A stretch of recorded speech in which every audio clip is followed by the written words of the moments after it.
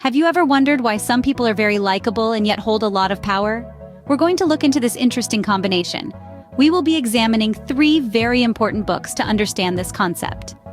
First, we have Win Friends and Influence People by Dale Carnegie, which is a helpful guide for making long-lasting friendships. Next, we will dive into The 48 Laws of Power by Robert Greene, an ideal handbook for anyone trying to understand the difficult journey to power. Finally, we'll understand Influence, The Psychology of Persuasion by Robert Cialdini, which enlightens us on how influence operates. So please join us as we discuss how to be likable and powerful at the same time, all through the lens of these 3 essential books. Dale Carnegie's excellent book, How to Win Friends and Influence People, is filled with useful suggestions. This book has been guiding us in our social interactions since the 1930s. Now let's analyze it, starting with how to interact with people effectively. Carnegie highlights that criticism is often not helpful. It's like being a goalkeeper with a ball heading straight towards you. You simply want to push it away. Instead, he suggests using a gentler approach. For example, consider John, a man who is always late for work. Instead of reprimanding him, his boss chose to praise him when he was on time. What was the result? John started arriving on time more often. This shows how positive feedback can really make someone's day or even change their life. Next, how to become someone others like. According to Carnegie, the key is to show a true interest in others. Picture yourself at a social gathering and you find yourself discussing the migration of monarch butterflies. Instead of leaving, you stay, ask questions, and show your interest. And just like that, you've not only made a new friend but also become the life of the party. Lastly, let's discuss how to influence people's thoughts. Carnegie's advice? Discuss what they want and help them understand how to achieve it. So if you want your friend to join you at a music concert, don't just talk about how much fun you'll have. Instead, concentrate on their love for music and how great it would be to see their favorite band perform live. In conclusion, Carnegie's aren't about manipulating or controlling people. They're about creating real connections and understanding others. It's about listening more than we talk. So, the next time you're in a difficult situation, remember the lessons from the goalkeeper, the butterfly lover, and the music concert. As Carnegie himself said, you can make more friends in 2 months by showing interest in other people than you can in 2 years by trying to make other people interested in you. Robert Greene's book, The 48 Laws of Power, is a fascinating study of power, control, and survival. Let's look at some of these rules that talk about how to be liked. We start with Rule 24, be the ideal courtier.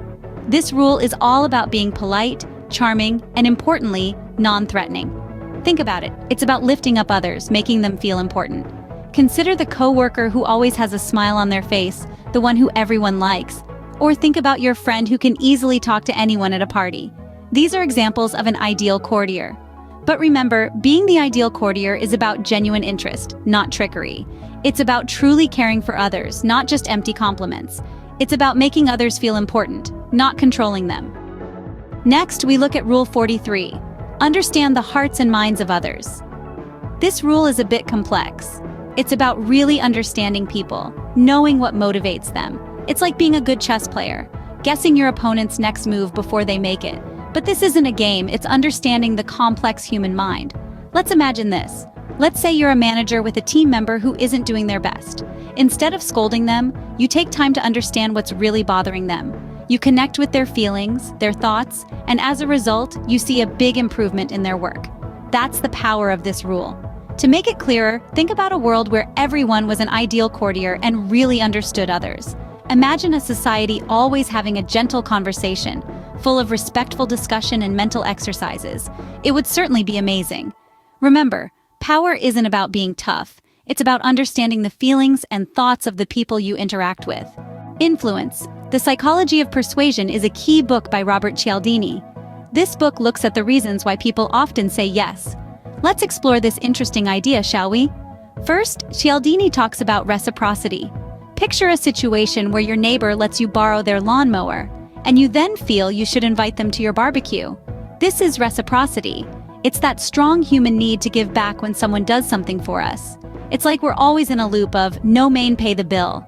Have you noticed that when you publicly state that you like pineapple on pizza, you find yourself constantly defending it? This is what Cialdini calls the principle of commitment and consistency. It's our need to make our actions match our words, even if it means defending something that others might not like. Then, Cialdini talks about social proof. Picture this. You're on a busy street and see a large group of people gathered around a performer. You want to join them, don't you? That's because of social proof, where we look at how others are behaving to guide our own actions, especially when we're unsure. It's like having a built-in social guide. Influence. The psychology of persuasion isn't about people. It's about understanding how these ideas affect our everyday choices. So when you want to convince someone, don't just guess, use science. So, how do we find a balance between being liked and having influence? Let's take a look again at our 3 books. How to Win Friends and Influence People talks about how important it is to show real interest in others and recognize their worth. The 48 Laws of Power advises us to keep our freedom and make sure that people keep depending on us. The Psychology of Persuasion highlights the strength of giving and taking and being consistent. These principles teach us that being liked and being an authority don't have to clash. By showing real interest, valuing others, keeping our freedom, and using giving and taking and consistency, we can find a balance that makes us both liked and influential. In practical terms, this means leading with understanding, keeping our promises, and showing that we can be trusted. By doing this, we gain trust and respect, and power comes naturally. Remember, the person with the most power in the room is not the one who is feared, but the one who is liked and respected.